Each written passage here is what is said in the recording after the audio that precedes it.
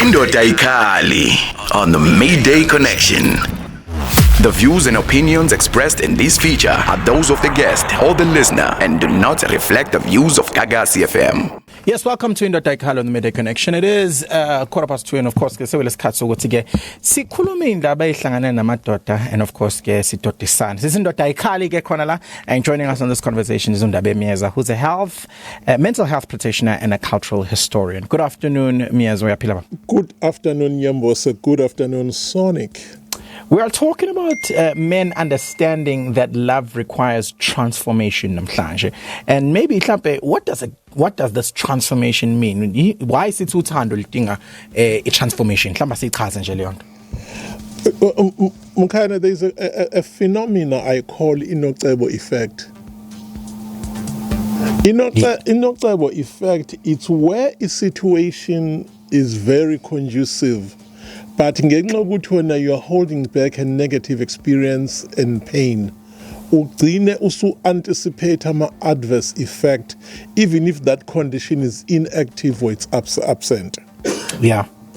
Now what happens, this year we must look at why men need to regulate themselves so that they don't regulate women. But what I can safely say today, it's simple, Sonic. Zikhona mfowethu insizwa that are incapable of loving. Yeah. They would want a woman, but bashawa ama emotional limitations, meaning to say some men are emotionally mature. Okay. Some men are very uncomfortable with the intimacy. Okay. Emotional, psychological intimacy and sexual intimacy, yes. So what then happens is that they can't fully love. Bafuna retain autonomy yabo in love, but that type of autonomy is defense mechanism. Are you making in simple terms? Yeah. It's a bit of a very queer situation ngoba uyafuna ukuthandwa, uyafuna ukufila uthando, but practicality yako nezinto ekufanele zenze in order to transform azikho. Ungena ewuyene raw.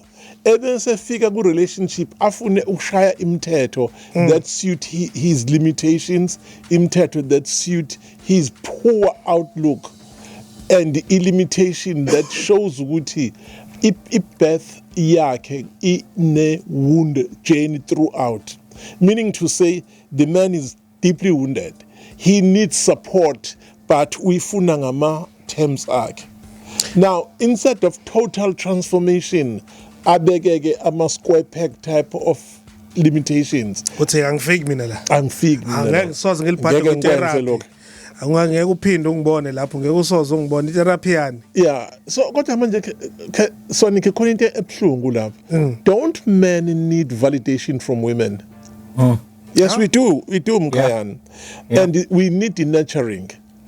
But wena uzoyibuka ubusubona ukuthi lento izokulimaza umuntu wesilisa, then it means there's a part of yourself that is incapable of loving. Probably you lack empathy, you are deeply wounded, and you witnessed the abuse kuma wakho nakubaba wakho, or both these powerful individuals did not model a good type of relationship eyenza ukuthi ube enthused in going into a relationship wena. Mina umuze ngifuna ukubuza ukhona umehluko between changing for umuntu or transforming because of uthando.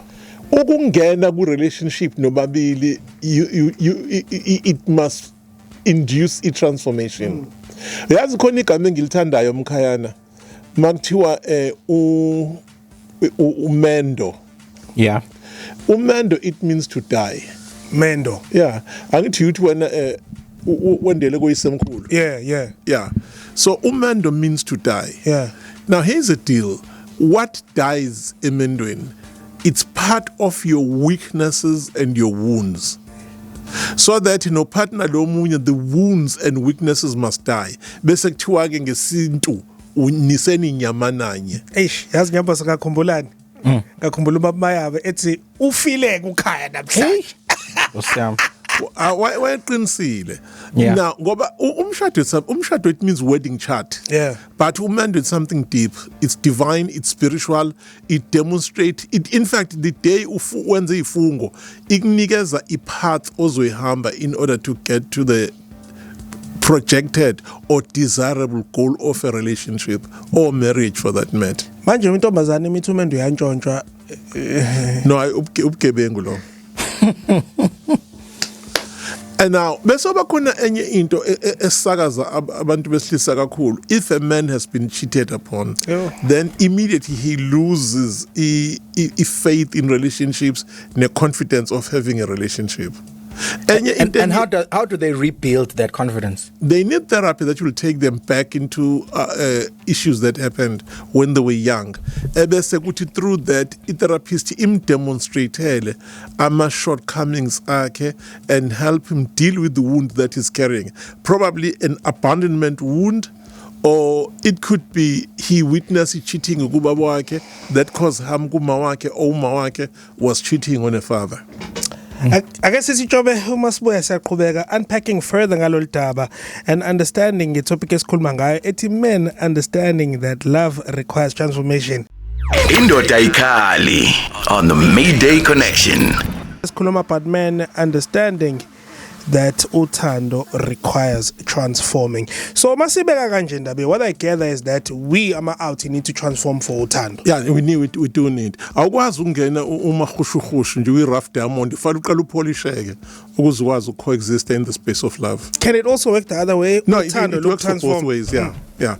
That is why kukhona abantu besifazane, with all respect, I don't want to use the word due respect, with all respect to our gender. Abangeke baze balinuka uthando because of their attitude and expectations. Ilo nocebo effect engikhuluma ngayo. Okay. Abantu ababulala nocebo effect because you begin to think ukuthi kuzokwenzeka izinto ezimbi. That is why ngingena ku relationship. But behind closed doors, you are yearning for a relationship. So ilokuza uthando likusiza nge-transformation because you begin to experience this deep essence in you, the willingness to do things for another person. Ukuvuma ukuthi ibehavior nje nenje ngizoyiyeka, and that provides you emotional resilience. Then umusune emotional resilience uba brave ukuriska vulnerability. By doing all that, Sonika, I think that's why you are standing at the door of true love. Mina Ndabe, you know, one of the things when you say transformation, I think the mind, you know what I mean, like thought patterns, you know, izinto osubambelele zona for years, the way that you think, how you view abantu besifazane, how you view uthando, how you view ukuthi wena fanele uthandwe kanjani. How does a man transform emotionally if engaguqukile umqondo, if umqondo wakhe ungaguqukile? Uyazi ungamangala emkhayana ukuthi uthando umuntu osithisa meke walifeel wal experience, it improve and boost his mental health and bese immune system yakhe inayo iboosteke. When he goes through that, uyabona ukuthi yazi indlela engifila ngayo manje yilo muntu oseduze kwami, khona into ayithintile kunina eyenza ukuthi ngithi pay more attention, lonto ibisikhoza ukuthi ube positive. The moment you positive, language iyashintsha, you re-language yourself. Wow. You begin to focus on emotional and mental growth. So love helps you to overcome insecurities, it fosters self-worth mkhayana, and ultimately encourages you to work on yourself.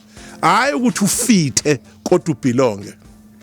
Hey, yabo lento masihloko esikhuluma iwela kuleya topic lesake saba nayo ukuthi marry your kind, not your type. Yeah, marry your kind, not your type. Sesibuya ke ngalapha Mdabe, with your experience obviously with the line of work, what does a transformed outie and an emotionally mature outie look like?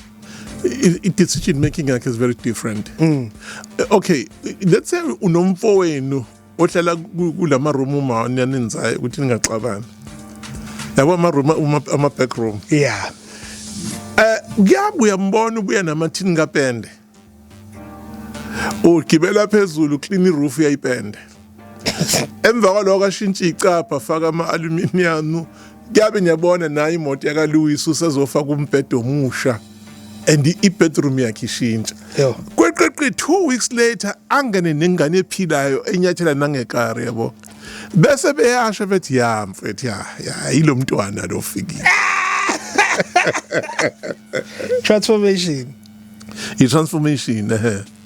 and uthola ukuthi uma kwenzekile wababamba bebabili beneka you can see this kid emkhombisa ukuthi iyembe linekwa kanjani ibhlukwa ligaxa lineka kanjani yabo and enze umsebenzi ometiculous and ibedroom yakhe sosikhathi sihlala indluliwe lo mjida bengandluli uyabona ke lapho it's the emotional contribution of this majestic wonderful magnificent woman that has caused a paradigm shift so the brain secreted dopamine exothalamic no those are very very important kodwa futhi sibe careful bengawafuna ama dopamine chasers ngoba the majority are cheaters but okwakhe ama neurotransmitters they are being secreted systematically ngoba kukhona umuntu who's guiding him through good things. Now here's something that you might not see. Uthola ukuthi leyo ntombazane binabangani inesimidlonyana esithile ayihamba ehla inyuka every party nayo uyayibona ayisawahamba ama party even address code ka sisters esishintshile useyafika abingelele ebese thanks sayobheka ubhuti ngaleni. You see all that is decency and etiquette but your etiquette and decency yenziwe ukuthi bobabili sebeyathandana, you know, not to be mistaken nomjolo bayathandana not to be mistaken nomjolo. Umjolo is something else. Ngoba usichaza kanje khona umngane ami sound njengaye babdabe hayi komjolo uyafihlwa ungena mase kumnyama ngathi kusekukhona omnye uzongena umngane useyafunda manje umngane ami baf ngi-transformed yabona bafethu more transformed angithi wemkhayana what love does sake sayikhuluma lento nawe off air ngathi mina love often brings a sense of meaning and security. Absolutely. Which motivates you to pursue your goals and feel more optimistic even during difficult times. Absolutely. Ususebenze for 14 years kodwa unayo ngisho imoto then you fall in love with a very good structured woman who is clear about her finances angasho ukuthi thenga imoto angasho ebese when uyabona ukuthi yazi ukuthini for me not because of this woman for me ukuthi impilo yami ibe lula imanageke I'm going to need a car nangampela futhi avena hamba yo deposit a very good car hayi ukuthi utshelwe intombazane it's love that transformed him. Bafethu yabona le transformation othandweni ngiyibona manje sengishadile kunezinto ohlala uyitshela umuntu osifazane fanele ukuthi umuntu osifazane fanele into ukuthi yabona once wangena emshadweni nathandana nomuntu yabona ngimbone busy enza something but then ngithathe umshanyelo ngishanele indlu ngithatha imop ngimophe ngiwasha izitsha mebuya athi awubhebe usuklinile ngiyabonga Nkosi yami waze wangihlaza Nkosi yami phakathini.